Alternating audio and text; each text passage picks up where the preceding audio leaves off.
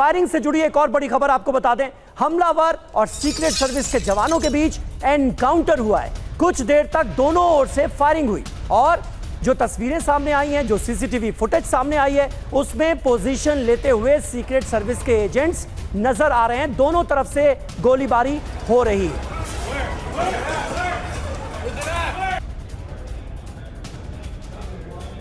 तो ये तस्वीरें हमने आपको दिखाई कैसे डोनाल्ड ट्रंप और जेडी वेंस को सबसे पहले सुरक्षित जगह पर पहुंचाया गया, उन्हें बॉल रूम से निकाला गया। बॉल रूम में उस वक्त किस तरह के हालात थे, जो तमाम कॉरेस्पॉन्डेंट्स थे, उनके बीच कैसे दहशत फैल गई, ये तस्वीरें आपके सामने। और एक और बड़ी खबर संदिग्ध हमलावर से जुड़ी है। बड़ी खबर है, कपड़े उतारकर संदिग्ध हमलावर की पूरी तलाशी ली गई, उसकी चेकिंग की गई। संदिग्ध को खास प्लास्टिक की चादर से इसके बाद कवर किया गया। शरीर पर बम तो नहीं है, यह भी पता लगाया गया, क्योंकि जो संदिग्ध हमलावर है, कोल जिसका नाम बताया जा रहा है, उसके पास हैंडगन, शॉटगन और एक चाकू मिला है। और उसके बाद उसकी कपड़े उतारकर यह पता लगाने की कोशिश की गई, इंश्योर किया गया कि कहीं उसके शरीर में कोई बम तो नहीं। आप देखिए कैसे ये प्लास्टिक की जो चादर है उससे उसको ढका गया और इसके बाद उसकी तलाशी ली गई। ये तस्वीरें आपको हम दिखा रहे हैं जिस वक्त संदिग्ध हमलावर पर काबू पाया गया।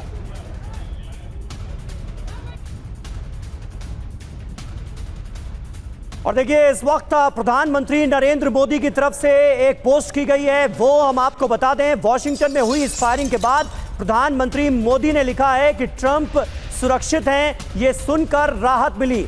जेडी वेंस सुरक्षित हैं, ये सुनकर राहत महसूस कर रहा हूं। ये पहली पोस्ट प्रधानमंत्री नरेंद्र मोदी की जो हम आपको दिखा रहे हैं। उन्होंने लिखा है, relieved to learn that President Trump, the First Lady and Vice President are safe and unharmed. उन्हें कोई नुकसान नहीं पहुंचा है। इससे प्रधानमंत्री नरेंद्र मोदी राहत महसूस कर रहे हैं। Following the recent security incident at a Washington DC hotel, I extend my best wishes for their continued safety and well-being. Violence has no place in a democracy and must be unequivocally condemned. उसकी निंदा करनी चाहिए। हिंसा का कोई स्थान नहीं होना चाहिए लोकतंत्र में। ये प्रधानमंत्री नरेंद्र मोदी की पहली पोस्ट इस पूरे इंसिडेंट के बाद, हमले के बाद। प्रधानमंत्री नरेंद्र मोदी ने सिक्योरिटी को लेकर, डोनाल्ड ट्रंप की सिक्योरिटी को लेकर, उनकी सुरक्षा को लेकर, उनकी वेलबीइंग को लेकर अपने कंसर्न्स, अपनी चिंताएं जाहिर की हैं और लिखा है कि वो रिलीव्ड महसूस कर रहे हैं, राहत महसूस कर रहे हैं ये जानकर कि सभी लोग सुरक्षित हैं। President Trump, first lady Melania Trump और JD Vance, American vice president का उन्होंने जिक्र किया है इस पोस्ट में।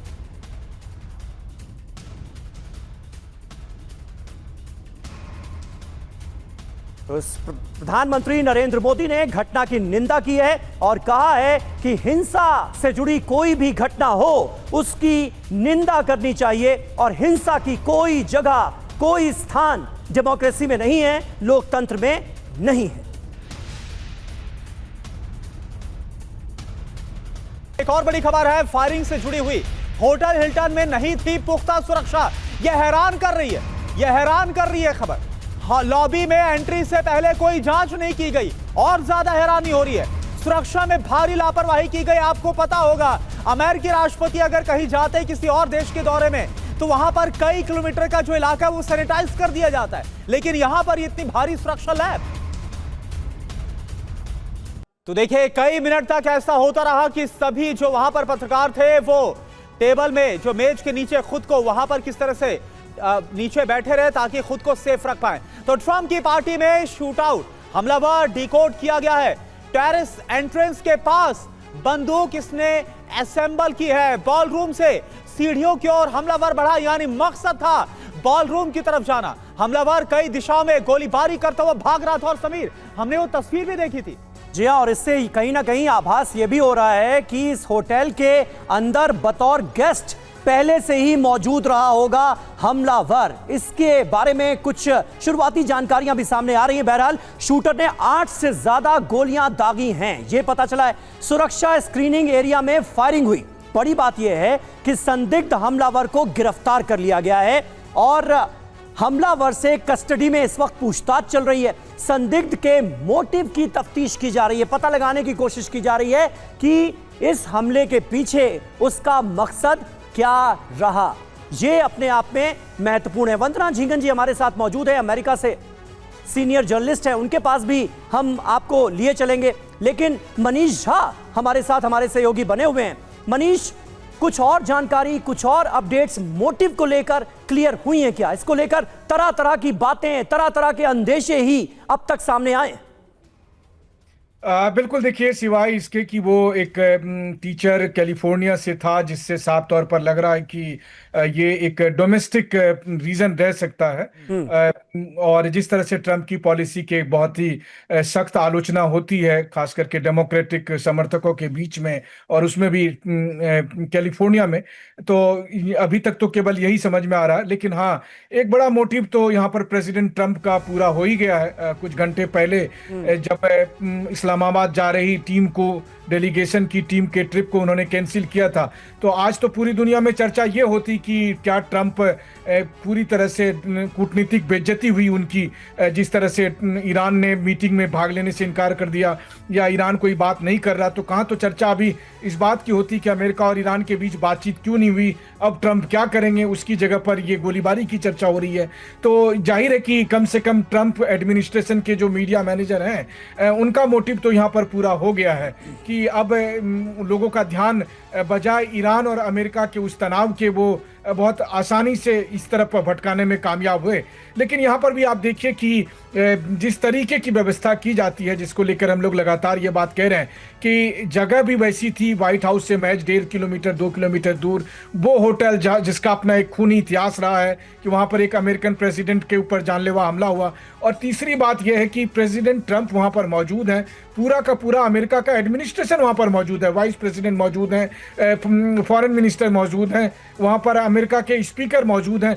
इन सब के बीच में और 10 मीटर दूर पर फ्रिस्किंग तक नहीं हो रही है, और आराम से जो है सो लॉबी में कोई आदमी बिना सिक्योरिटी के जांच के पहुंच जा रहा है। मनीष, ये व्हाइट हाउस की स्पोक्स पर्सन जो कैरोलिन लेविट हैं, उनका फॉक्स न्यूज को दिया गया इंटरव्यू बड़ा वायरल हो रहा है। खुद अमेरिकन्स जो हैं वो इंटरव्यू के इस हिस्से को बार बार अब शेयर करते हुए नजर आ रहे हैं और कह रहे हैं कि भाई अब भी कुछ बचा है क्या ये जानने को कि ये हमला क्यों कराया गया, कैसे कराया गया, इसका मोटिव क्या था। तो इस तरह की बातें भी सोशल मीडिया में इस वक्त जबरदस्त तरीके से चल रही हैं और लेविट का वो बयान भी बड़ा वायरल हो रहा है, जिसमें वो कह रही थी कि फायरिंग शॉट्स जो हैं वो आज देखने को मिलेंगे हॉल के अंदर। बिल्कुल, देखिए, बल्कि मैं देख रहा था कि प्रेसिडेंट ओबामा के करीबी हैं जॉन कूपर, उन्होंने तो सवाल उठा दिया इस बयान को लेकर कि क्या ये एक संयोग है या प्रयोग है। क्योंकि आप देखिए कि जब लेविट कह रही हैं कि हॉल में गोलियां चलेगी, ठीक है, उनका अंदाज कुछ और रहा होगा कि ट्रंप के भाषण ऐसे होंगे कि बड़े तीखे बात उनसे निकलेगी, लेकिन कुछ भी हो सकता है। भले ही इसको एक कॉन्स्पिरेसी थ्योरी के तौर पर लोग खारिज कर दें, लेकिन ये एक संयोग है या प्रयोग है कि वो ये इस बात का इशारा कर रहे हैं और उसके तुरंत बाद ये घटना घट जाती है। और आप देखिए ना कि लोगों के मन में तमाम तरह के सवाल आते हैं, और वो सवाल प्रेसिडेंट ट्रंप से भी पूछे गए जब रिपोर्टर ने कहा कि आप ही पर इतनी बार गोलियां क्यों चलती है, बार बार ये गोलियां क्यों चलती है। और उसके जवाब में कहा तो वो अपने आप को अब्राहम लिंकन से तुलना करने लगे। लेकिन लिंकन के साथ क्या हुआ था कि जब लिंकन एक थिएटर से, वो भी ज्यादा दूर नहीं है, जिस जगह ये गोलीबारी हुई है उसके पास ही में वो जगह है जहां पर अब्राहम लिंकन थिएटर में गए थे और थिएटर में उन पर हमला हुआ था और उसके बाद अब्राहम लिंकन की मौत हो गई थी। वैसे भी अमेरिका के इतिहास में देखें तो 4 प्रेसिडेंट पर इस तरह से हमला हुआ है और कोई बाहरी आदमी ने नहीं किया, किसी ईरान ने या किसी लीबिया के व्यक्ति ने हमला नहीं किया। बल्कि और मनीष, हमने प्रेस ब्रीफिंग में देखा भी और सुना, अब्राहम लिंकन का जिक्र करते हुए बाकायदा खुद का एक कंपैरिजन भी रख रहे थे, यानी खुद को महान नेता के तौर पर, राष्ट्रपति के तौर पर दिखाने की कोशिश कर रहे थे वो।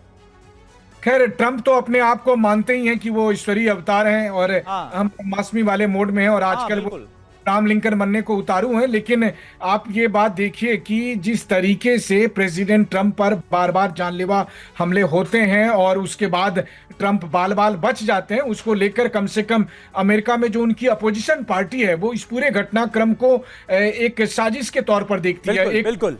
बिल्कुल, और यही वजह है कि जब जब डोनाल्ड ट्रंप पर हमला होता है इस तरह की बातें बार बार कही जाती हैं कि कहीं इसके पीछे भी किसी तरह की कॉन्स्पिरेसी तो नहीं है, कोई साजिश तो नहीं है जिसका फायदा आने वाले वक्त में डोनाल्ड ट्रंप राजनीतिक तौर पर उठाएंगे या फिर उनकी पार्टी उठाएगी। बहरहाल फायरिंग से जुड़ी एक और बड़ी खबर सामने आई है। सीक्रेट सर्विस एजेंट को गोली लगी है। एजेंट की बुलेट प्रूफ जैकेट में गोली लगी है। बुलेट प्रूफ जैकेट की वजह से सीक्रेट सर्विस का ये जवान, ये एजेंट, ये ऑफिसर बच गया, ये जानकारी सामने आ रही है। और पता यह भी चला है कि हमलावर ने होटल के अंदर दाखिल होने के बाद 8 राउंड फायरिंग की है। तो गोलियां चली हैं, एनकाउंटर हुआ है आमने सामने। एक तरफ सीक्रेट सर्विस के एजेंट्स और दूसरी तरफ ये हमलावर। ये नौबत जो है ये आ गई और कई मिनटों तक ये स्थिति बनी रही कि एक तरफ हमलावर था और दूसरी तरफ सीक्रेट सर्विस के एजेंट्स थे। और देखिए एक और बड़ी खबर, हमलावर से जुड़ी एक और बड़ी जानकारी आ रही है। ये जो हमलावर है जिसका नाम कोल बताया जा रहा है वो कैलिफोर्निया का रहने वाला है हमलावर संदिग्ध। 30 साल का ये हमलावर है। इसकी उम्र के बारे में और इन सब के बीच ये तस्वीर देखिए आप। ये तस्वीर आपके सामने कैसे जब हमला हुआ तब तमाम जो खास मेहमान बॉलरूम के अंदर मौजूद थे वो खुद को जो टेबल है वहां जो मेज है उसके नीचे खुद को बचाते हुए नजर आ रहे थे। ऐसी दहशत पसरी थी उस बॉल रूम के अंदर जहां डोनाल्ड ट्रंप और जेडी वेंस जैसी बड़ी हस्तियां मौजूद हों और सुरक्षा का लंबा चौड़ा इंतजाम हो, तामझाम हो। यह वाकई अमेरिका के लिए एक काले धब्बे की तरह